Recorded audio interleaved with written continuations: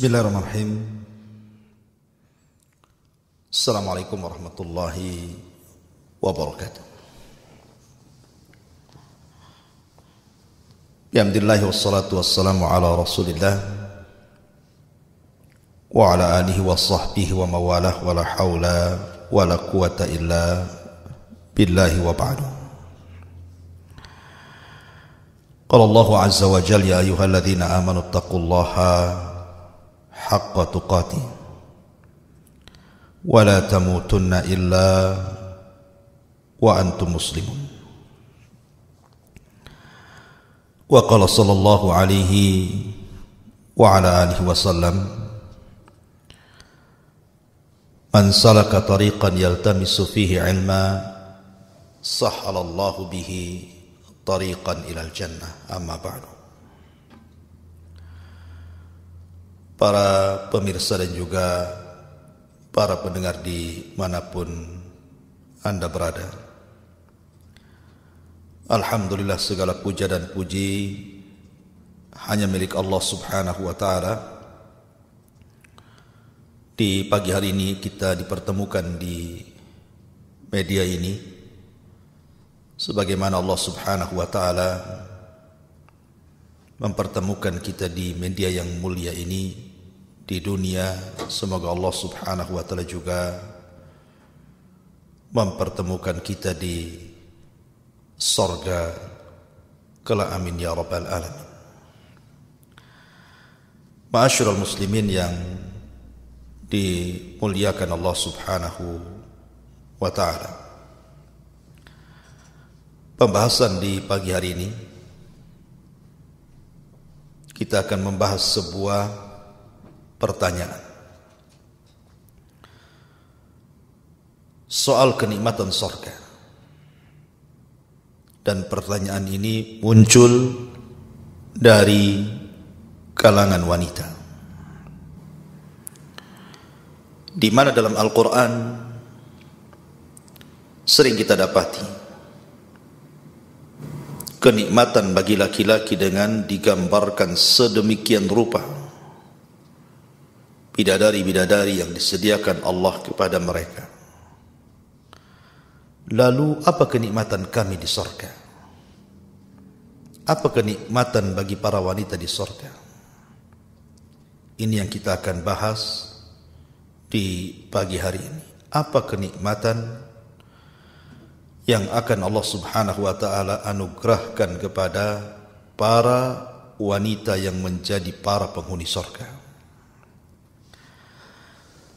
Ma'asyiral muslimin yang dimuliakan Allah subhanahu wa ta'ala, kita tahu bahwa Allah subhanahu wa ta'ala telah berfirman di dalam Al-Quranul Karim, bagaimana Allah subhanahu wa ta'ala mensifatkan sedemikian rupa keindahan surga. Dan juga Nabi SAW juga demikian. Saya sebutkan satu riwayat daripada Abi Hurairah radhiyallahu anhu. Nabi SAW bersabda, a'dadtu li'ibadis salihin ma la aynun ra'at wa la udhunun sami'at wala khatara ala qalbi bashar waqra in syi'tum fala ta'lamu nafsum ma ukhfiya lahum min qurrati a'yun jazaa'an bima kanu ya'malun. Dari Abu Hurairah radhiyallahu anhu, Nabi sallallahu alaihi wasallam bersabda, Allah subhanahu wa ta'ala berfirman dalam hadis qudsi, aku telah sediakan bagi hamba-hambaku yang saleh kenikmatan-kenikmatan di sorga yang tidak pernah dilihat mata, didengar telinga, bahkan terlintas pun di benak manusia tidak bisa. Maka bacalah kalau kalian berkehendak, fala ta'lamu nafsum ma ukhfiya lahum min qurrati a'yun jazaa'an bima kanu ya'malun. Dan jiwa tidak mengetahui apa yang Allah sembunyikan kepada mereka dari kenikmatan yang merupakan penyejuk mata sebagai balasan terhadap apa yang mereka kerjakan di dunia. Artinya, sebagaimana kalangan laki-laki diberikan nikmat yang tidak terlihat mata, tidak terdengar telinga, bahkan terlintas pun tidak bisa, saking nikmatnya, maka para wanita juga kurang lebih sama seperti yang Allah anugerahkan kepada laki-laki. Ma'asyiral muslimin yang dimuliakan Allah Subhanahu wa taala. Di dalam hadis Nabi sallallahu alaihi wasallam, Nabi sallallahu alaihi wasallam mengatakan, "Idza shallatil mar'atu khamsaha wa shamat syahraha wa hasanat farjaha wa ata'at zawjaha qila laha udkhulil jannata min ayyi abwabil jannati syi'ti." Wa fi riwayatin min abwabis thamaniyati syi'ti. Kata Nabi sallallahu alaihi wasallam, apabila seorang wanita melaksanakan salat 5 waktu, menjaga puasa Ramadan, berusaha untuk menjaga kemaluannya, taat kepada suaminya, maka akan dikatakan kepada wanita tersebut, masuklah engkau ke dalam sorga dari pintu-pintu sorga sesuai dengan kehendakmu. Dalam riwayat, dari 8 pintu sorga sesuai dengan kehendakmu. Ma'asyiral muslimin yang dimuliakan Allah Azza wa Jalla, tentu kalimat udkhulil jannah min ayyi abwabi al jannati syi'ti, masuklah wahai para wanita ke dalam sorga dari pintu-pintu sorga sesuai yang kau kehendaki. Ini adalah bentuk takrim, kemuliaan. Kemuliaan dan juga tasyrif, keagungan bagi para wanita-wanita yang ditakdirkan Allah masukkan ke dalam sorga. Kenapa kemudian Nabi SAW menyebutnya di antara 4 perkara yang memudahkan wanita masuk surga? Pertama, menjaga salat. Yang kedua, menjaga puasa. Yang ketiga, menjaga kemaluannya. Dan yang keempat, taat kepada suaminya. Karena ini disebut ummahatu af'alil khair. Bagi wanita, perbuatan 4 perkara ini termasuk induk daripada kebaikan. Artinya kalau seorang wanita menjaga salatnya, menjaga puasanya, menjaga kehormatannya, menjaga suaminya, maka perkara-perkara lain pasti akan lebih dijaga lagi. Kalau induk kebaikan ini sudah dilakukan, maka cabang-cabangnya akan memudahkan bagi wanita untuk melakukannya. Maka kenapa 4 perkara ini menentukan wanita itu masuk surga dan tidaknya masuk surga. Kan dalam sebuah hadis, ketika Nabi SAW diperlihatkan neraka, rupanya kebanyakan penghuninya adalah kaum wanita. Ma'asyiral muslimin wal muslimat rahimani wa rahimakumullah. Sebagaimana Allah Subhanahu wa taala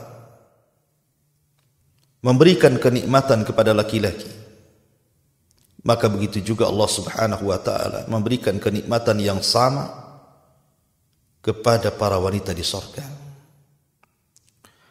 Allah Subhanahu wa taala berfirman, "Wa man ya'mal minas salihati min dzakarin aw untha wa huwa mu'minun fa ulaika yadkhulunal jannata wa la yudlamuna nakira."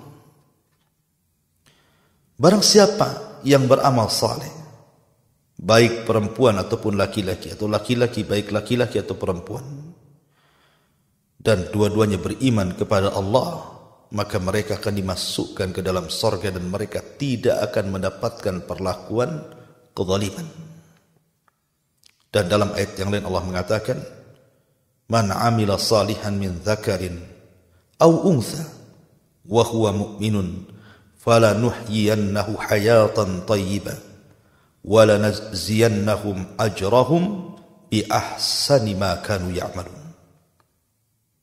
Barang siapa yang beramal saleh, baik dia laki-laki atau perempuan, dan kedua-duanya beriman kepada Allah, maka kami akan berikan kehidupan yang indah dan kami akan balas mereka dengan sebaik-baik balasan sebagaimana apa yang sudah mereka kerjakan di dunia.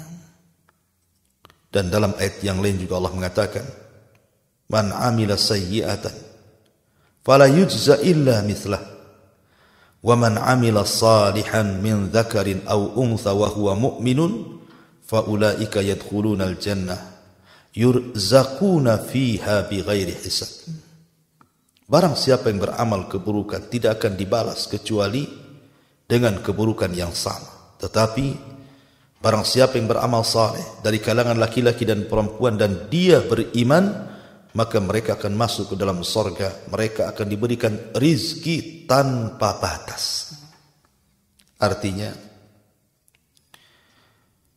ada yang bersyirikat antara kenikmatan laki-laki dan kenikmatan perempuan. Apa yang diberikan kepada laki-laki juga diberikan kepada perempuan. Dan dua-duanya kenikmatan yang tidak bisa dilihat mata, didengar telinga, terlintas di pikiran manusia pun tidak. Saking nikmatnya surga itu. Ma'asyiral muslimin yang dimuliakan Allah Subhanahu wa taala. Maka kaidahnya sebagaimana disebutkan oleh para ulama, ketika Allah Subhanahu wa taala menjanjikan kepada laki-laki yang beriman dan juga wanita-wanita yang beriman dengan surga yang penuh dengan kenikmatan dan balasan pahala dari kemurahan Allah Subhanahu wa taala, maka apapun yang tertetapkan dari kenikmatan bagi seorang mukmin laki-laki, maka itu juga masuk kepada kenikmatan kepada seorang wanita yang beriman, kecuali apa yang dikhususkan secara dalil. Contohnya, yang dikhususkan dengan dalil adalah ketika laki-laki diberikan banyak bidadari di surga, dan tidak sebaliknya bagi perempuan diberikan banyak para suami di surga. Ya, karena ada kekhususan dalil. Lalu apa alasannya? Kenapa pula kemudian Allah Subhanahu wa taala memberikan semangat khususnya laki-laki agar berusaha untuk masuk ke dalam surga dengan beramal saleh, kemudian menjadikan surga rindu kepada mereka dengan dibentangkan panjang lebar dalam Al-Quran soal keindahan bidadari, dan tidak sebaliknya. Di dalam Al-Quran Allah Subhanahu wa ta'ala tidak pula menyebutkan satu wanita memiliki banyak laki-laki. Maka jawabannya, pertama, la yas'al amma yaf'al wa hum yus'alun. Jangan tanya apapun yang Allah lakukan, tapi kitalah makhluknya yang akan ditanya oleh Allah Subhanahu wa ta'ala. Tidak perlu tanya kenapa. Tetapi walaupun demikian kita akan mencoba mencari hikmah. Kenapa wanita tidak dijanjikan sebagaimana janji bagi laki-laki dengan banyaknya bidadari, dan wanita tidak dijanjikan dengan banyaknya laki-laki? Ini jawabannya. Pertama, jangan tanya apa yang Allah perbuat, tapi mereka lah yang akan ditanya Allah Azza wa Jalla. Yang kedua, karena tabiat manusia atau tabiat khususnya para wanita. Sebagaimana maklum, para wanita ini memiliki sifat yang berbeda dengan laki-laki di dunia, di mana rasa malu mereka jauh lebih besar dibandingkan laki-laki. Maka Allah Subhanahu wa ta'ala tidak menyebutkan kenikmatan-kenikmatan bagi wanita, tetapi disembunyikan sesuai dengan perasaan malu yang selalu disembunyikan oleh para wanita. Cukuplah firman Allah Subhanahu wa ta'ala, fala ta'lamu nafsum ma ukhfiya lahum min qurrati a'yun jazaa'an bima kanu ya'malun. Jiwa tidak tahu apa yang Allah sembunyikan kepada mereka dari kenikmatan yang bisa menyejukkan mata terhadap apa yang mereka telah kerjakan, terhadap apa yang mereka telah mengerjakan amal soleh di dunia. Kemudian yang ketiga, karena tabiat laki-laki di dunia, mereka hanya mencintai dan suka dengan wanita. Tabiat laki-laki, kesukaan kepada perempuan itu jauh dibandingkan seorang wanita suka dengan laki-laki. Di mana kesukaan laki-laki kepada perempuan itu jauh lebih besar dibandingkan kesukaan-kesukaan yang lainnya. Tapi perempuan tidak semua. Makanya banyak perempuan itu apabila sudah merasa cukup, sudah berusia, mereka tidak mau bersuami. Mereka tidak mau menikah. Karena kenikmatan wanita itu bersyirikat antara laki-laki, artinya dia suka laki-laki, di satu waktu juga dia suka dengan perhiasan, di satu waktu juga suka dengan kendaraan, di satu waktu juga suka dengan perabotan, dan begitu seterusnya. Sehingga Allah hanya menyebutkan bagi laki-laki kenikmatan dan tidak menyebutkan bagi perempuan di dalam Al-Quranul Karim. Kemudian juga sebagian ulama mengatakan seorang suami pikirannya fokus kepada seorang perempuan. Suami akan mencari istrinya, dan kecemburuan suami kepada perempuan itu, kalau dia orang berakal, maka akan kuat. Sehingga karena kecemburuan itu lahir karena kesukaan seorang laki-laki hanya kepada perempuan dibandingkan nikmat yang lainnya. Makanya kenapa Allah lebih banyak menceritakan bidadari bagi laki-laki dan tidak sebaliknya. Ma'asyiral muslimin wal muslimat rahimani wa rahimakumullah. Akan tetapi walaupun demikian, banyak nikmat yang Allah Subhanahu wa ta'ala akan anugerahkan kepada para wanita di surga. Nikmat apa saja yang akan Allah Subhanahu wa ta'ala anugerahkan kepada para wanita di surga? Pertama, para wanita di surga, mereka akan jauh lebih indah, jauh lebih cantik, jauh lebih mulia, jauh lebih indah dibandingkan para bidadari itu sendiri yang ada di surga. Padahal Nabi SAW mengatakan, walau anna imra'atan min nisa'i ahlil jannah ittala'at ilal ardi la adha'at ma bainahuma wa la mala'at ma bainahuma rihan wa la nasifuha ya'ni al-khimar khairun minat dunya wa ma fiha.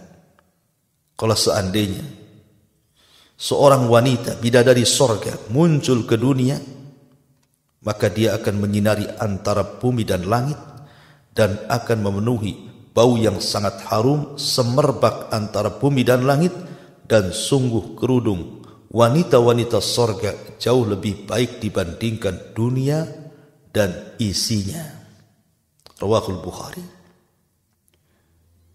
Artinya bahwa wanita-wanita sorga yang dulunya hidup di dunia karena keletihannya, kelelahannya dia beramal saleh, akhirnya sebagai balasannya Allah masukkan ke dalam sorga, maka mereka akan diberikan kecantikan, keindahan, kemuliaan jauh dibandingkan wanita-wanita bidadari yang Allah ciptakan di dalam sorga untuk melayani kenikmatan laki-laki. Perhatikan beberapa riwayat. Nabi SAW sampai mengatakan, kabiduha mir'atuhu wa kabiduhu mir'atuha. Hati sang bidadari merupakan cermin bagi sang laki-laki, dan hati sang laki-laki juga menjadi cermin bagi sang bidadari tersebut. Bahkan riwayat yang dikeluarkan Imam Bukhari dan Muslim, yura mukhu saqiha min warai lahmiha minal husni. Bidadari itu terlihat sumsum tulang betisnya di belakang dagingnya karena indahnya. Artinya wanita-wanita yang masuk ke dalam surga, maka mereka dibentuk oleh Allah Subhanahu wa taala sedemikian rupa dan memiliki kebaikan akhlak dan keindahan tubuh. Allah Subhanahu wa taala mengatakan di dalam Al-Qur'anul Karim, minhunna khairatin hisan. Sesungguhnya mereka para wanita itu akan diberikan khair, kebaikan akhlak, dan juga hisan, keindahan, kecantikan yang tidak didapati di dunia. Bahkan saking indahnya para bidadari surga itu, sampai Allah Subhanahu wa taala mengatakan ka'annakunal yaqutu wal marjan. Seakan-akan para bidadari itu permata-permata yakut dan juga mutiara. Sampai Qatadah mengatakan rahimahullahu ta'ala, fi safai yaquti wa bayani lu'lu. Para bidadari itu seperti permata dalam hal bening tubuhnya dan seperti mutiara dalam hal putih warnanya. Bahkan dalam ayat yang Allah mengatakan ka'annahunna baydun maknun, seakan-akan mereka adalah telur yang tersimpan dengan sangat baik. Artinya mutiara-mutiara putih yang tersimpan. Itulah sampai kinayah Al-Quranul Karim menggambarkan bidadari sorga itu luar biasa. Mereka suci, suci lahir, suci batin. Mereka tidak haid, dan itu nikmat bagi perempuan. Mereka tidak nifas, dan ini nikmat bagi perempuan. Mereka tidak meludah, mereka tidak mengeluarkan ingus, mereka tidak mengeluarkan bau-bau busuk, dan ucapannya indah, akhlaknya baik, hatinya tidak ada kedengkian, tidak ada dendam, tidak ada hasad, tidak ada permusuhan sesama mereka. Wa naza'na ma fi sudurihim min ghilin ikhwana. Kami cabut rasa dengki dan seluruh penyakit hati bagi penduduk surga. Ma'asyiral muslimin wal muslimat rahimani wa rahimakumullah. Jadi ketika Allah Subhanahu wa taala dan hadis-hadis Rasul menggambarkan bagaimana keindahan, kesucian wanita-wanita bidadari surga, baik dari bersihnya badan mereka, indahnya dan cantiknya paras mereka, kemudian juga anggunnya akhlak mereka, itu tercampur menjadi satu, dan itu tidak Anda dapati di dunia. Secantik apapun wanita di dunia pasti ada kekurangannya, pasti ada cacatnya, pasti akan mengalami haid, pasti akan mengalami nifas, pasti akan mengalami bau, dan begitu seterusnya. Tapi ini tidak terjadi pada bidadari surga. Kembali bahwa apabila bidadari saja sedemikian rupa keindahannya, bagaimana wanita-wanita dunia yang masuk ke dalam surga yang jauh lebih indah dibandingkan bidadari tersebut. Kemudian di antara kenikmatan wanita di surga, mereka tidak pernah menjanda. Mereka akan terus perawan. Abdullah bin Abbas radhiyallahu anhu menceritakan ada seorang nenek-nenek datang kepada Rasulullah. Kemudian mengatakan, ya Rasulullah, adakah nenek-nenek sepertiku di surga? Kata Rasul, tidak ada. Tidak ada di surga itu yang namanya nenek-nenek. Maka sang nenek ini pun pulang dan menangis sedih, dikiranya dia tidak akan masuk surga. Kalau di surga tidak ada nenek-nenek. Maka Rasul mengatakan, katakan kepada nenek itu, maksudnya di surga itu tidak ada orang tua. Di surga itu semua muda. Di surga itu semua perawan. Tidak ada nenek yang masuk ke dalam surga. Karena Rasul mengatakan, ma fil jannati a'zab. Artinya, di surga tidak ada yang azab, tidak ada yang sendirian, pasti ada pasangan. Termasuk juga sang nenek juga akan mendapatkan pasangan, karena di surga itu juga tidak ada nenek. Semua usia penduduk surga itu mau laki-laki perempuan antara 33 sampai 34 tahun. Artinya, kenapa tidak dirubah bentuk mereka? Kenapa mereka tidak menjadi tua kemudian keriput sebagaimana penduduk surga? Supaya tidak ada ghirah, kecemburuan, tidak memancing kecemburuan satu dengan yang lainnya. Ma'asyiral muslimin yang dimuliakan Allah Subhanahu wa taala. Kemudian juga di antara nikmat yang Allah Subhanahu wa taala berikan kepada para wanita, selain daripada diberikan kesucian lahir batin, kemudian juga mereka senantiasa perawan, mereka tidak pernah kemudian menjadi janda, mereka pun akan diberikan apapun yang mereka minta dari kesenangan-kesenangan yang tidak pernah terbayang di dunia. Apakah penduduk surga itu juga wanita-wanitanya bisa melahirkan? Karena ada sebuah riwayat yang dikeluarkan al-Imam At-Tirmidzi dari Abi Sa'id Al-Khudri radhiyallahu anhu, Nabi sallallahu alaihi wasallam bersabda, al-mu'min idza ishtahal walad fil jannah kana hamluhu wa wad'uhu wa sinnuhu wa syababuhu wa kibaruhu fi sa'atin kama yashtahi.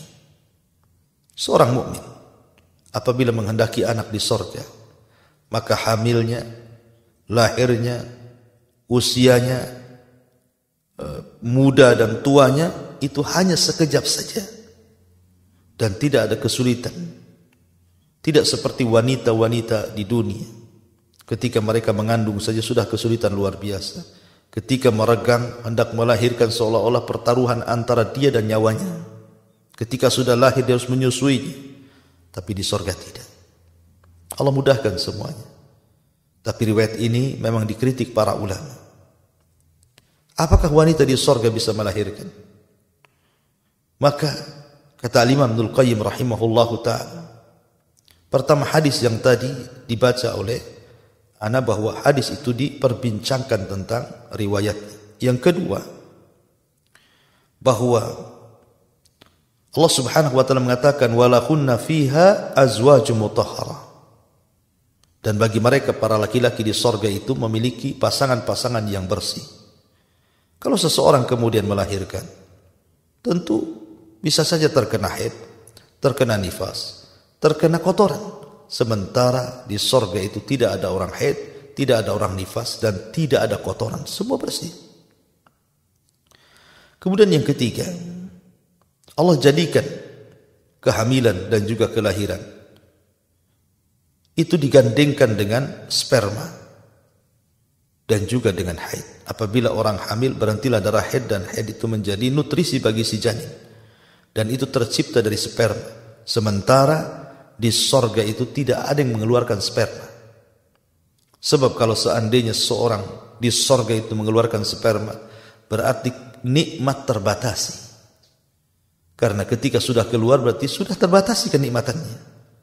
Makanya biar nikmat itu daim terus menerus, merasakan nikmat luar biasa, makanya hubungan mereka antar suami istri di surga tidak sebagaimana hubungan di dunia. Apabila seorang suami atau istri sudah mengeluarkan sperma, maka hilanglah nafsunya. Di surga tidak demikian. Sehingga kalau seandainya, kata Imam Ibnul Qayyim, Allah menjadikan ada kehamilan, ada kelahiran, berarti ada haid, ada sperma, dan begitu seterusnya.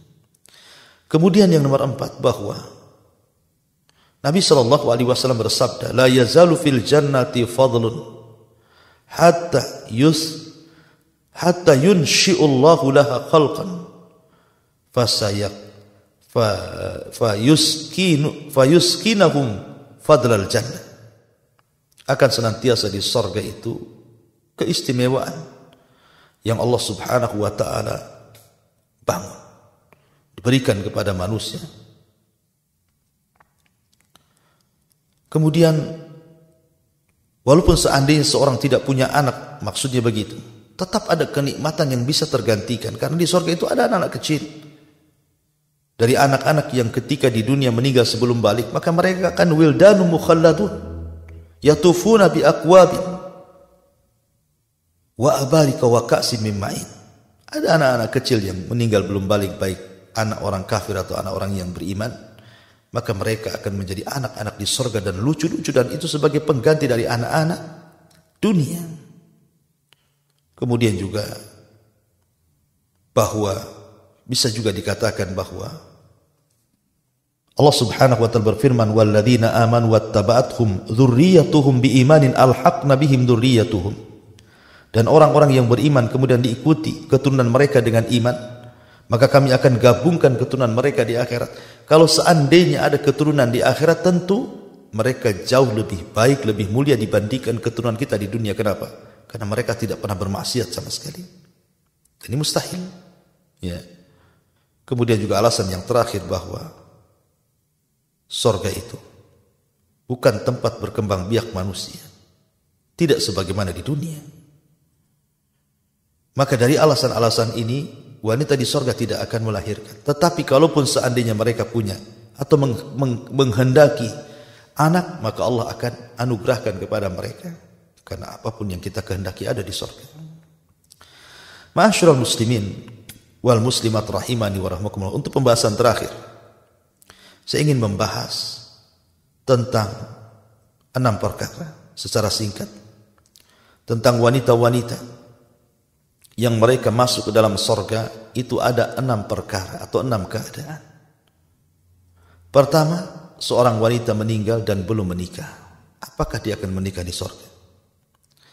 Yang kedua, seorang wanita meninggal setelah diceraikan oleh suaminya dan dia belum menikah dengan laki-laki lain. Apakah juga akan menikah di surga? Memiliki pasangan di surga. Kemudian yang ketiga, seorang wanita yang meninggal, kemudian dia menikah. Sebelum meninggal dia menikah, tapi Allah takdirkan suaminya tidak masuk ke dalam surga. Mungkin karena kekufuran, karena maksiatnya, sehingga terpisah suami istri ini. Yang satu istrinya ke surga, yang satu pula suaminya ke neraka. Bagaimana sang istri ini? Apakah dia akan menikah lagi di surga, ataukah menunggu suaminya dikeluarkan di neraka? Kalau memang Allah takdirkan tidak dikekalkan di dalamnya. Kemudian yang keempat, seorang wanita yang meninggal setelah suaminya. Jadi antamuta ba'da zawajiha. Wanita mati duluan sebelum laki-laki. Kemudian laki-laki ini menikah lagi. Apakah juga si istri itu akan tetap juga, kalau seandainya Allah takdirkan suaminya masuk surga, akan tetap menjadi suami, ataukah dia boleh menikah lagi dengan laki-laki dari penduduk surga? Kemudian yang kelima, suaminya meninggal. Kemudian si istri ini tidak menikah lagi terus sampai dia meninggal. Mungkinkah kemudian dia akan kembali kepada suaminya? Dan yang terakhir, seorang suami meninggal, maka si istri ini kemudian menikah lagi dengan laki-laki yang lain yang bukan suaminya. Karena suami sudah meninggal, dia menikah lagi dengan suami yang kedua. Bagaimana statusnya? Apakah dia di surga dengan suami yang pertama ataukah suami yang kedua? Kalau dua-duanya masuk surga. Inilah yang harus kita jawab secara singkat karena juga waktu. Yang pertama, adapun wanita yang meninggal tetapi belum menikah, maka Allah akan nikahkan dia di surga dengan laki-laki dari ahli dunia yang masuk ke dalam surga. Karena di surga itu tidak ada azab, tidak ada orang hidup sendirian, harus berpasang-pasangan. Kemudian yang kedua, begitu juga sama. Seorang wanita yang meninggal setelah diceraikan, kemudian dia tidak menikah lagi sampai dia meninggal, tetap dia pun akan dinikahkan oleh Allah dengan laki-laki penduduk dunia yang masuk ke dalam surga. sesuai dengan seleranya dan kenikmatannya. Kemudian yang ketiga, bahwa yang harus seorang wanita yang menikah, kemudian suaminya berpisah, tidak masuk ke dalam sorga, malah pula masuk ke neraka. Maka kata para ulama, perempuan yang seperti ini, kalau seandainya laki-lakinya itu termasuk penduduk sorga, artinya masuk neraka itu hanya karena hukuman dan azab karena kemaksiatan di dunia, maka dia akan tetap kembali kepada suaminya kalau dia belum bercerai. Tapi kalau seandainya si suaminya kufur dan dikekalkan di neraka, maka tentunya dia akan dinikahkan dengan laki-laki penduduk dunia yang masuk ke dalam surga. Kemudian yang nomor 4, bagaimana kalau seandainya wanita itu meninggal setelah suaminya? Maka dijelaskan, ammal mar'atu lati matat ba'da zawajiha fahiya fil jannah li zawjiha alladhi matat anhu. Maka wanita tersebut akan tetap bersama suaminya walaupun dia meninggal duluan. Kalaupun suaminya kemudian masuk ke dalam surga, tetap akan kembali kepada suaminya. Kemudian yang nomor 5, kalau seandainya suaminya meninggal duluan, kemudian wanita ini tidak menikah terus sampai meninggal, maka ini pun sama akan, kalau dua-duanya masuk ke dalam surga, maka Allah akan gabungkan kembali menjadi suami istri di surga. Yang terakhir, kalaupun seandainya seorang wanita ditinggal meninggal suaminya kemudian menikah lagi, maka sebagian para ulama mengatakan dia disuruh memilih antara suami yang pertama dan suami yang kedua. Ada juga yang berpendapat maka dia akan bersama suami yang terakhir yang dinikahinya. Wallahu a'lam, intinya bahwa wanita masuk surga akan sama mendapatkan kenikmatan yang Allah anugerahkan juga kepada laki-laki, pun sama Allah anugerahkan kepada para wanita. Mudah-mudahan kita semua termasuk ahli jannah. Dan kita akhiri kajian kita, insyaallah kita buat tanya jawab sebentar. Silahkan bagi Anda yang ingin bertanya, kami kembalikan kepada moderator. Falyatafaddal mashkura.